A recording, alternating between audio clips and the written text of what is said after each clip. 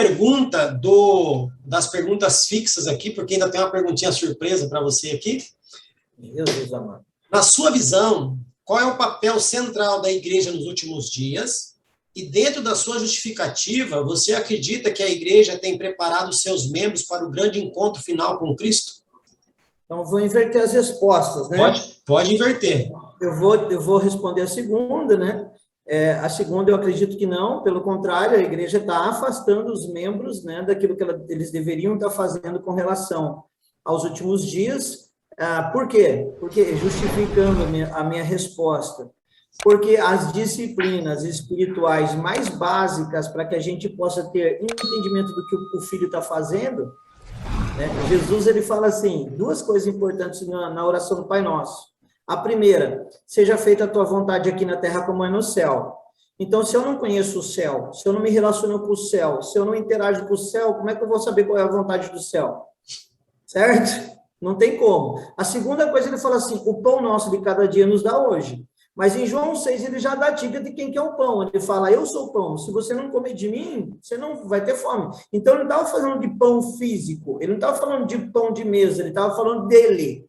Então, o pão nosso de cada dia nos dá hoje. Está falando de mim mesmo. O pão é nosso. Eu sou para todo mundo. Vocês têm que comer de mim. Se vocês não comerem de mim, não vai ter como vocês entenderem nada. Ok? Então, hoje, infelizmente, nós não estamos comendo de Jesus.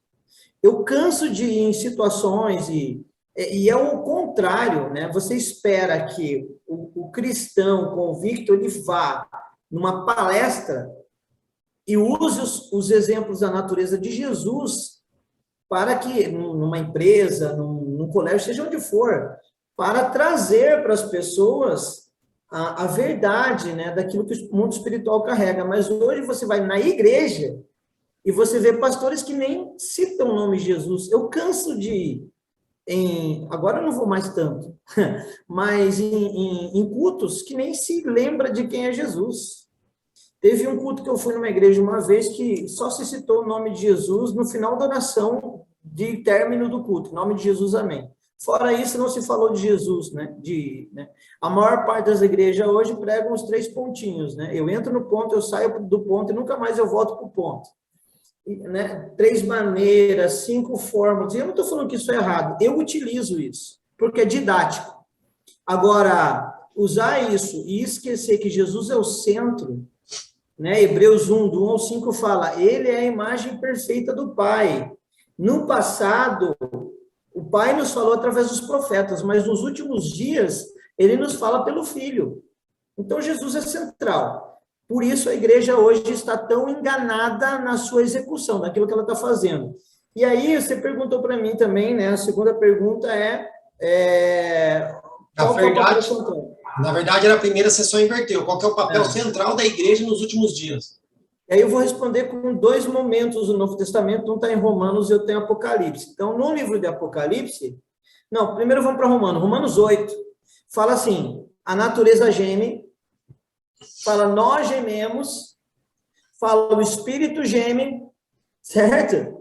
Então, assim, está todo mundo gemendo. O que nós estamos fazendo? Aguardando a manifestação do Filho, certo? O Filho está intercedendo do lado do Pai. Então, se o Filho está intercedendo do lado do Pai, a natureza está gemendo para o Pai, o Espírito está gemendo com gemidos inexprimíveis, e nós, os filhos maduros, estamos gemendo, o que a igreja tem que fazer? Entrar em trabalho de parto junto, vamos, assim, é incrível, porque geralmente é a esposa que tem o filho. Então, quem sente mais os trabalhos de parto, as dores de parto, deveria ser a esposa. Mas parece que a esposa é a única que não está entendendo que o filho está nascendo. Então, olha que absurdo. Então, e nós estamos fazendo todas as demais coisas, mais ou menos sentindo as dores de parto. Certo? E aí, qual que é a solução? A solução está em Apocalipse. A primeira coisa que o Espírito começa a alinhar, o próprio Cristo, melhor dizendo, em Apocalipse, são as igrejas.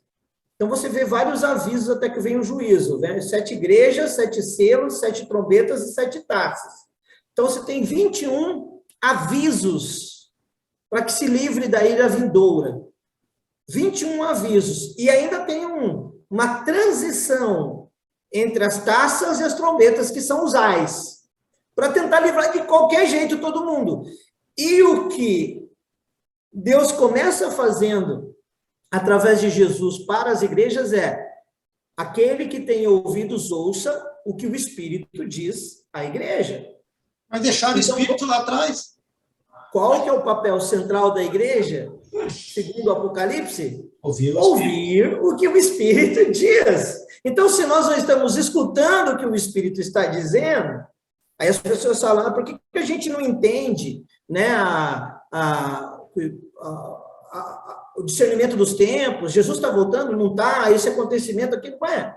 Porque daí a gente fala assim: não, mas é que ele vem como ladrão, ninguém sabe nem dia nem uma hora. Aí você pega a igreja de Sardes, se eu não me engano, ele fala assim: se você não vigiar e não orar, então eu virei como um ladrão.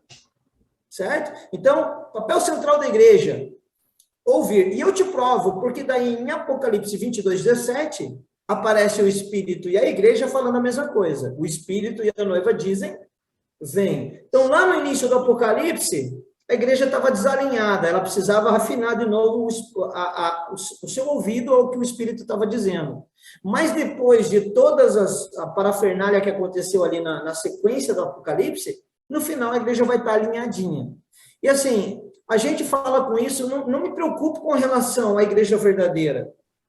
Porque a igreja verdadeira, o próprio Apocalipse diz que vai estar preparada lá no final, como uma noiva que se adorna para o seu noivo, vai descer adornada com os seus atos de justiça e vai reinar com Jesus.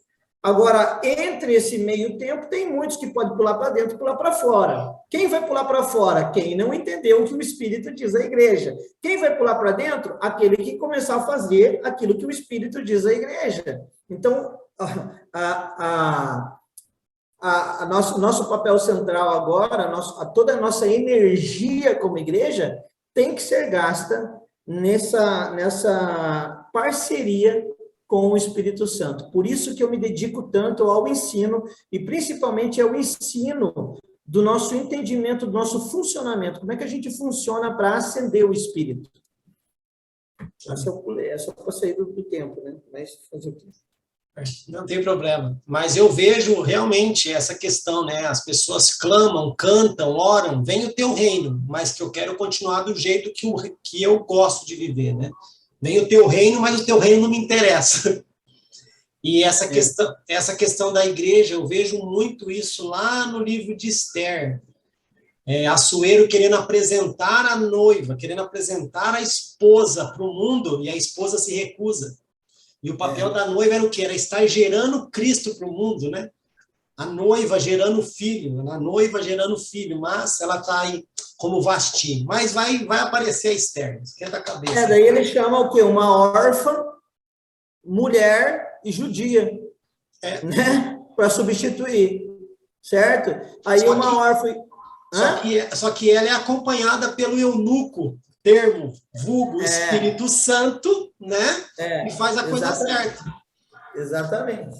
Bora, é isso aí, Assis. Agora, isso aí você estudou. Essas perguntinhas aí você recebeu antes.